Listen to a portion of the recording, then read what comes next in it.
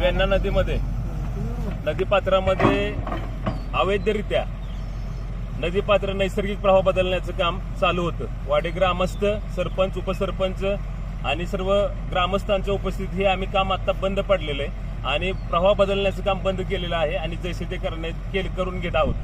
पण दरवर्षीप्रमाणे मागच्या वर्षी सुद्धा असाच प्रयत्न झाला होता. ह्या वर्षी सुद्धा त्याच प्रकारे नदी नैसर्गिक प्रवाह बदलण्याचं काम या ठिकाणी चालू आहे. आमचं जिल्हा प्रशासनाला आणि संबंधित विभागाला आव्हान आहे. वारंवार आमचे पत्रव्यवहार सुद्धा ग्रामपंचायतीतर्फे प्रशासनाला झाले आहे. नैसर्गिक प्रवाह कुणालाही बदलता येत नाही. वेण्णा नदीचा जसा प्रवाह आहे, पलीकडे खेड हद्द आहे आणि अलीकडे वाडे हद्द आहे.